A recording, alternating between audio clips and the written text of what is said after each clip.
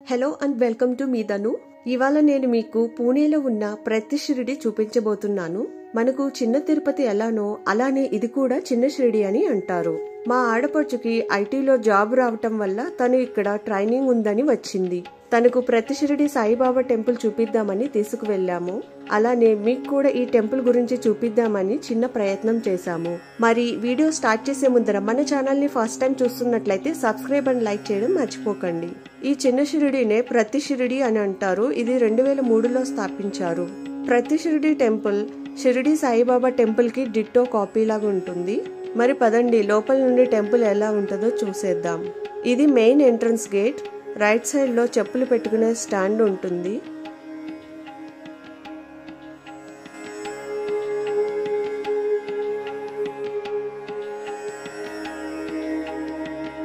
Gate entrance లోపలికి రాగానే 2 sides చిన్న చిన్న స్టాల్స్ ఉంటాయి.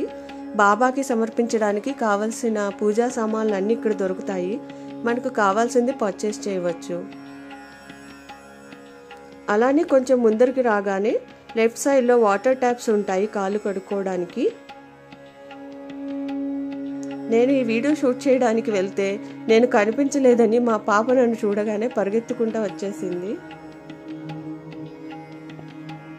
ఈ రైట్ సైడ్ లో కనిపించేదే సమాధి స్థానం అంటారు. దీని గురించి చూపిస్తాను దర్శనమైన తర్వాత. దీనికి ఆపోజిట్ సైడ్ లో ప్రసాదం అమ్మే స్టాల్స్ ఉంటాయి. ఈ టెంపుల్ కి వెళ్తే మనకు షిరిడీకి వెళ్ళిన ఫీల్ వస్తుంది. షిరిడీకి వెళ్ళలేని వాళ్ళు ఇక్కడ ప్రతి షిరిడీకి వచ్చి ఆ సాయిబాబా దర్శనం చేసుకుంటారు.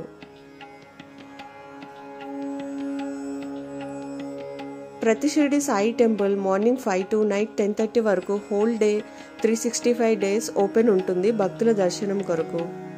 గ్రహణం రోజు మాత్రమే క్లోజ్ చేస్తారు. ఆరతి టైమింగ్స్ వచ్చి ఎర్లీ మార్నింగ్ 5:30 AM కి కాకడ ఆరతి, మార్నింగ్ 7 AM కి మహా అభిషేకము, మధ్యాహ్నం ఆరతి 12 గంటలకు, ధూప్ ఆరతి సాయంత్రం 6:15 అలానే షేజ్ ఆరతి రాత్రి 10 గంటలకి ఉంటుంది. సేమ్ షిరిడీలానే ఇక్కడ కూడా జరుగుతుంది. షిరిడీలోని సాయిబాబా విగ్రహం లాగానే ఇక్కడ బాబా విగ్రహం కూడా ఉంటుంది. ఇక్కడ కూడా షిరిడీ టెంపుల్ లాగానే గురుస్థాన్, సమాధి మందిర్, చావడి, ద్వారకామై, మహాప్రసాదం అన్నీ ఉంటాయి. భోజనాలయంని అన్నఛత్ర్ అంటారు. ఇది 2009లో నిర్మించారు.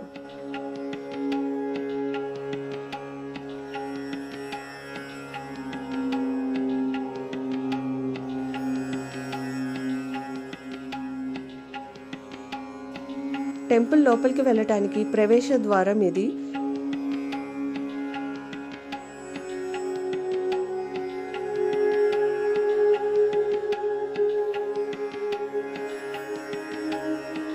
ఇక్కడ నుండి క్యూ ఉంటుంది సాయిబాబా దర్శనానికి. భక్తుల రద్దీ ఉన్నప్పటికీ క్యూలో ఉన్నప్పుడు మన మనసు చాలా ప్రశాంతంగా ఉంటుంది. ఈ క్షేత్ర మహిమ వలన అనుకుంటా ఇటువంటి అనుభూతి కొరకే సాయిబాబా భక్తులు మళ్ళీ మళ్ళీ విచ్చేస్తారు ఇక్కడికి. లోపల గుడి మొత్తము బంగారం రంగుతో పాలిష్ చేయబడింది. మరియు సాయిబాబా విగ్రహం ఉన్న ఎత్తైన వేదిక ప్యూర్ వెండితో చేయబడింది. దర్శనమై బయటకు వచ్చిన తర్వాత రైట్ సైడ్ నుండి ఈ మార్గం ద్వారా వెళ్తే ద్వారకామై చావడి దగ్గరకు వెళ్తాము.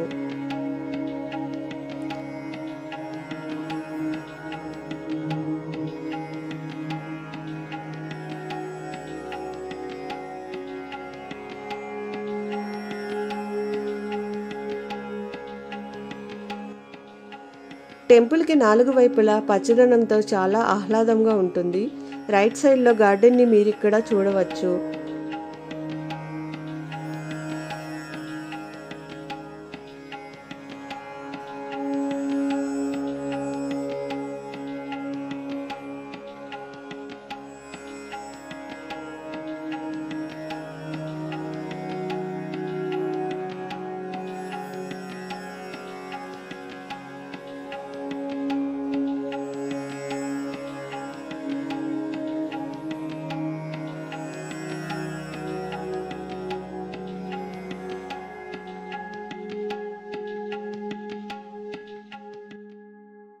మా పాప బబుల్స్ని ఎంజాయ్ చేస్తుంది.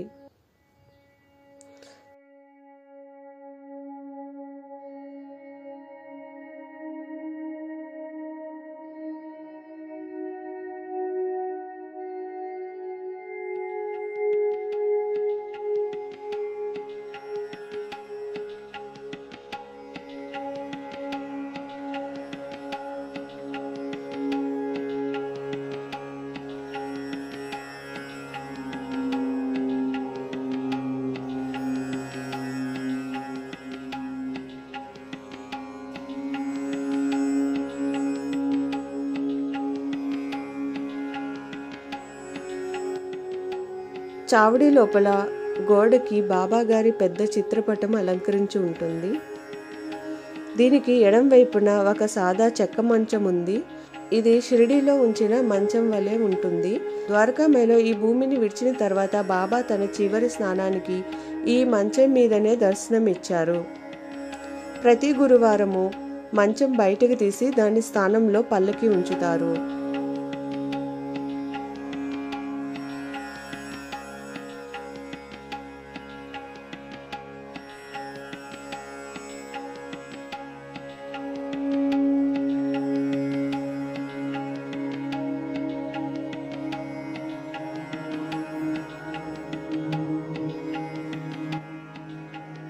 ఇక్కడే తుని కూడా చూడవచ్చు.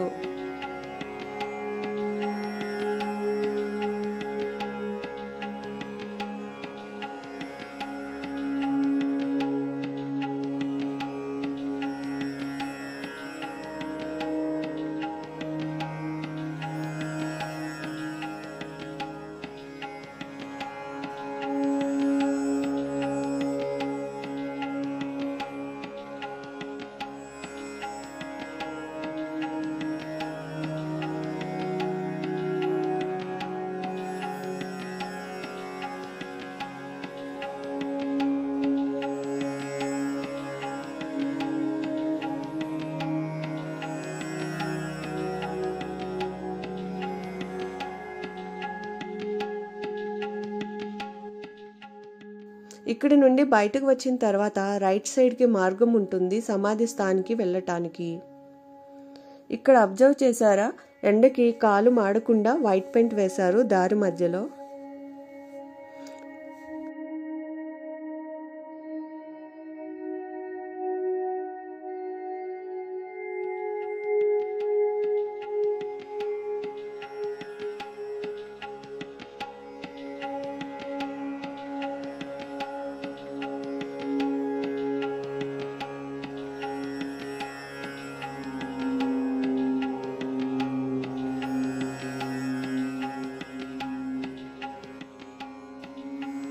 ఇదే సమాధి స్థానండి. బాబాకి ప్రదక్షిణలు మొక్కుకున్న వారు ఇక్కడే మొక్కును తీరుస్తారు.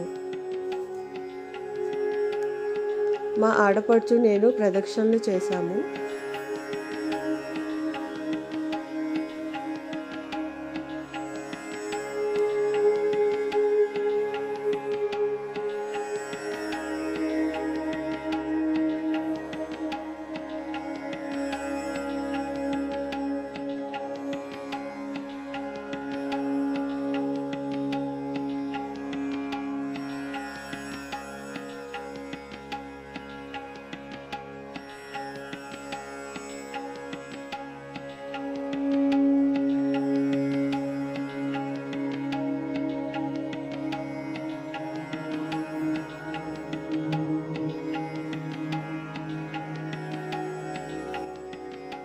మీకు ఇలానే పూణేలో ఉన్న ఏమైనా ప్రసిద్ధ ప్రదేశాల గురించి తెలుసుకోవాలని అనిపిస్తే కామెంట్ చేయండి.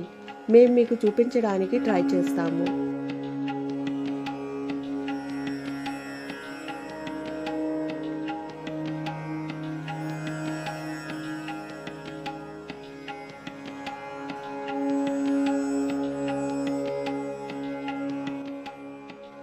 ఇక్కడ కౌంటర్లో మనకి మహాప్రసాదం కొరకు టికెట్స్ దొరుకుతాయి.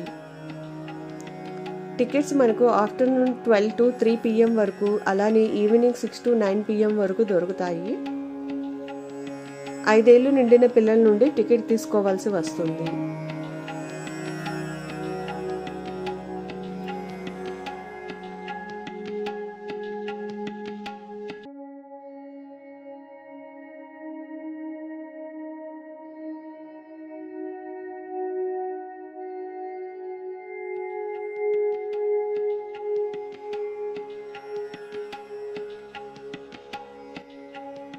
మహాప్రసాదం భవనంని అన్నఛత్ర మరియు రాజవాడ అంటే ప్యాలెస్ అని కూడా అంటారు. రాజవాడ దాని నిర్మాణం వల్ల చాలా ప్రసిద్ధి చెందింది. దీన్ని 14,000 స్క్వేర్ ఫీట్స్లో 3 అంతస్తులు ఇటుకలు వాడకుండా నిర్మించారు. ఓన్లీ జాయింట్ అచ్చులను మాత్రమే వాడి. దీన్ని నిర్మించడానికి 2 సంవత్సరాలు పట్టింది. ఈ అన్నఛత్ర బయట ఫోటోగ్రఫీ కోసం లొకేషన్ చాలా బాగుంటుంది. వచ్చిన ప్రతి ఒక్కరూ తప్పకుండా ఈ ప్లేస్ దగ్గర ఫొటోస్ తీసుకుంటారు.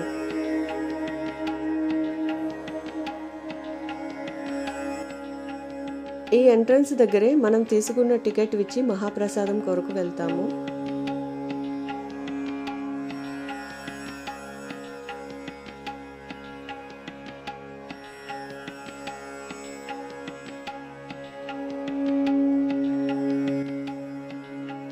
ఎంట్రన్స్ దగ్గర 2 పెద్ద ఏనుగులు తమ తొండంని ఎత్తి భక్తులను హృదయపూర్వకంగా భోజనానికి మహాప్రసాదం కోసం స్వాగతం చెప్తాయి.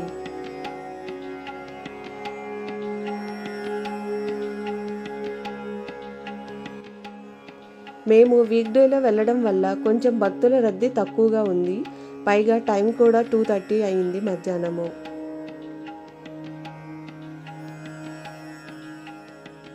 లోపల ఇలా అంతా ఆర్గనైజ్డ్గా ఉంటుంది. ఎంతమంది వచ్చినా ప్రసాదం అందేలాగా.